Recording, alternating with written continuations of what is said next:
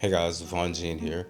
First, I want to talk about categories and what kind of categories of hobbies you should look into. I want to start with artistic, expressive, and creative hobbies. Why I think this is important is because at the core, I believe humans need to express themselves in some kind of way or create something in some kind of way. And this usually is achieved with art. This is something that I think we should give a lot more energy to than other things. Keep in mind, I use art and painting and writing as main examples, but this can really come in the form of anything. However you express yourself or produce some sort of outcome or a tangible item or even just idea, it all falls under this category. But at the core, production and creativity is what I mean. So where do you start? You can get a hint at what you may want to produce by what you tend to take in on a daily basis or what you tend to let occupy your time more. So if you like to read a lot, you may want to actually explore writing yourself because you might be good at it. You might not know that yet, but you may have some sort of skill there that is just waiting to be expressed. Particularly reading and writing, I believe, go hand in hand. I notice most people who tend to read a lot do make great writers, or maybe they're able to produce really good content in some way. It's just one of those things that overlaps. And so if you haven't done that, I would say that's something you should explore. In my case, I don't read a lot and I don't write a lot and I don't even talk a lot, which sounds weird coming from a YouTuber. So things like that is not my side of expression. Also, even things like YouTube or movies or film in general, if you like that kind of thing, you may want to explore painting because there's probably something in there that you like about it. Maybe you like the artistic expression, maybe you like outdoors, so you may want to paint something that you see outdoors. These are little things that you really should look into more and try to explore because you might have like a secret talent there that you have no idea about. In my case, it's no surprise that music is how I express my creativity. And I believe this is why I don't do things like writing, because I can get all my expressive abilities out on guitar and I can get them out on piano. And if you like music a lot, or you tend to listen to music all day, you tend to be appreciative of what you hear, that might be a secret talent that you have no idea about.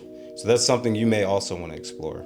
And these are surface level examples, but you can really take this anywhere, whether it be building things, engineering, sculpting, any sort of form of creativity or expression. This is something that you really want to look into a lot more because this is going to shape your life in a really big way, at least in my experience. I'm going to talk about why creative hobbies and things like that are more beneficial towards the end, but I'm going to get over to physical hobbies really quick. You do need a physical hobby if you are able to do that, like if you're physically capable. And there's four quadrants or like categories that you should cover. And these are muscular contractions, coordination, cardio, and mobility slash flexibility, whatever you want to categorize that as.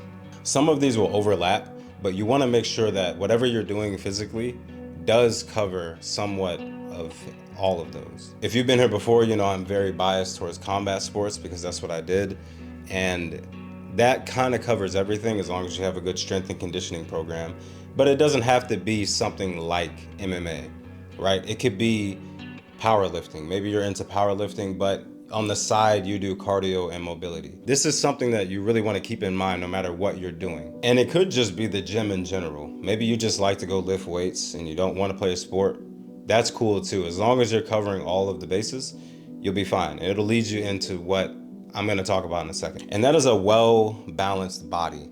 A well-balanced body, not only will you be in far less pain or really pain-free, but you're going to cover a lot of neurological benefits, brain benefits, overall health benefits that will actually help you get better at creative expression and other hobbies and things like that. I'll be 33 this year, and one of the things I notice with people my age is that they're often in like back pain or knee pain, or even people slightly older or younger than me. They have these pains that they don't really need to have. And I notice how much it inhibits their life. Like they can't stay up as long, or they can't go out and do something that they want to get into because they don't have the energy for it and other things like that. So if you're able to get these things out of the way and you're able to correct these things that can be corrected, you will have more time, energy, and just brain space to do these things. Now, what does all this have to do with other hobbies and why balance? So, the three things I really want to go over are nervous system benefits, energy levels, and brain benefits. Particularly, I want to talk about coordination and pattern recognition. This is just my experience, so take it how you may. I noticed that both of these do tend to help the other. So when I learn things at like MMA, for example, or I learn things even at the gym, if you just lift weights and you go there, or you learn how to lift a certain complex pattern like a squat or a deadlift, things like that, that actually will help you learn how to draw better or how to play guitar better. Because in my experience, in my opinion, when your brain starts to learn how to create patterns and to work with coordination a lot better, it's going to transfer that benefit to whatever you do. I was into guitar several years before I ever stepped foot into a gym. I didn't really start training until I was like 19. But one thing I did notice is that when I started training and I got better at combat sports, my music abilities did go up a lot more. I don't know if it was just a timing thing, but I do know I was able to learn new skills a lot better and things just started to click a lot more. And I believe this is because my brain started being better with coordination in a sense. Another thing is energy levels. You know, when you have some sort of a physical hobby or some sort of a physical activity, the energy levels that you get from it will obviously just benefit everything else that you do. If you don't have the energy to play guitar all day, or you don't have the energy to study a language, you don't have the energy to go paint or draw or write, you know, you're gonna have less hours in the day to do things. I know that sounds counterintuitive because physical exertion and physical exercise will actually deplete your energy levels, but in return, you will get more energy throughout the day. And this, it may not seem like something that's that important on the surface, but if you add up those little times that you're tired, and over time, that's going to take away a lot of progress that you could be making in other hobbies. So this is something you want to pay attention to and start to use it for your advantage. When you get into physical things, you'll have more energy. That means more guitar playing, more language studies, and all that. And another one is just overall confidence. You know, physical activities and exertion, it's just hard, especially things like combat sports, just weight training if you really are pushing yourself. And what this will do is it'll give you confidence in the other things that you do. I like to think that personally, if I go to a hard training session and you know it's really rough and I get home, I think to myself, hey, I just did this. I just did a lot of training that, you know, I wasn't able to do before. Surely I can sit down and play piano for a while or guitar, or even if it's the next day. This is just a conceptual thing. But I do believe the ability to do something physically exhausting helps you just to stick it through with other things. So maybe you don't feel like playing piano that day, but you do.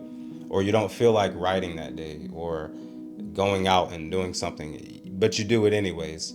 This is a carryover that I've felt in my own personal life, and you probably will feel it in your life too. Now, this next one could be categorized as a artistic hobby or an expressive hobby, but I want to separately label this, and it's learning a new language. One of the main benefits I've found with learning another language is that you have access to a different side of the internet that you didn't have before, whether that be YouTube or Google or whatever.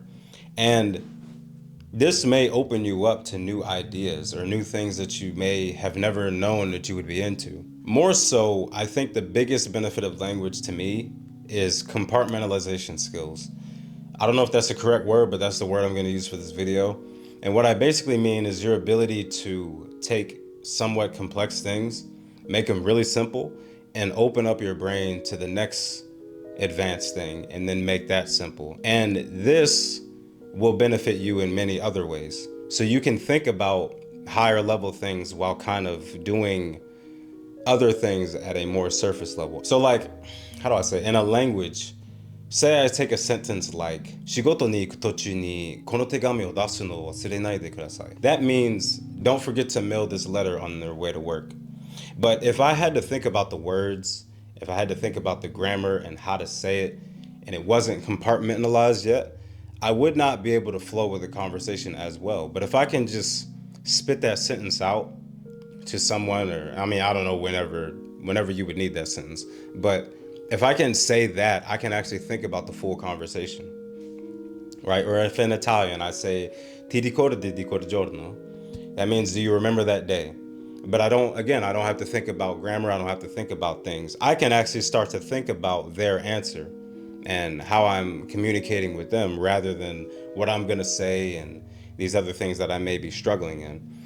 How I notice this in my own personal life is how it benefited me on guitar and piano, and how it may benefit you in whatever you do. I guess in an overall sense, like memorizing really long passages of music or just really things that are advanced that take a while to learn, I notice I tend to learn them a lot faster. So a song that may take someone else maybe 3-4 days to learn, I might just be able to learn it all in one day. And I believe this is because the brain, it gets better at compartmentalizing things no matter what the subject is, and that skill is applied to everything else. So I would even add in MMA, right? I may learn a complex combo or some complex defense or some takedown or something. That's another compartmentalization skill. And as you build these up in whatever you're doing, it most likely will carry over to anything else that you do. And you're going to notice that you're going to be able to take advanced concepts or advanced things and make them very easy to think about and easy to do. And really, you can do them without really thinking about it. This skill is probably the biggest carryover from language specifically that I felt in my own life. I don't know if any neurologists or whatever are on this page. You can let me know in the comments. I don't know how that works. This is just how I felt the benefits in my own life. Okay, some other strange benefits I've noticed and that you may notice. Number one is almost no fear or anxiety. You know, I believe this is because the more I have to do, just in my own personal life, and the more I have going on for me, the less I worry about other things that aren't really that relevant.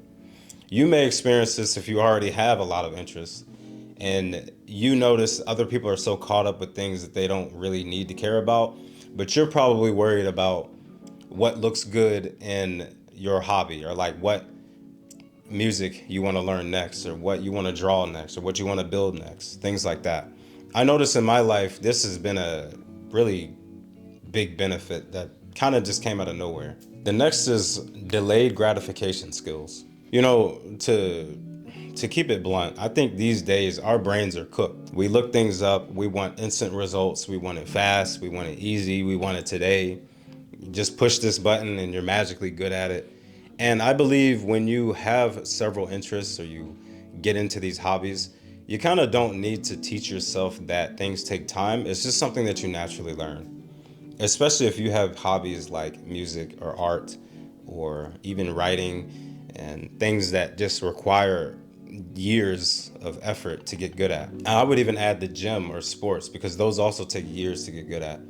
You naturally figure out like, okay, this whole delayed gratification thing is just a natural part of life, and you need to understand that things take time. But I notice the more hobbies you have and the more diverse hobbies you have, this is a skill that just builds on itself. And one of the last ones is that everything you do will improve everything else you do. I kind of mentioned this earlier, but you'll find your own connections. These are just my examples, but even in your own life, you're going to find your own connections as to where one thing you do will improve another thing that you do, and that improves another thing, and that improves maybe the first or a fourth thing.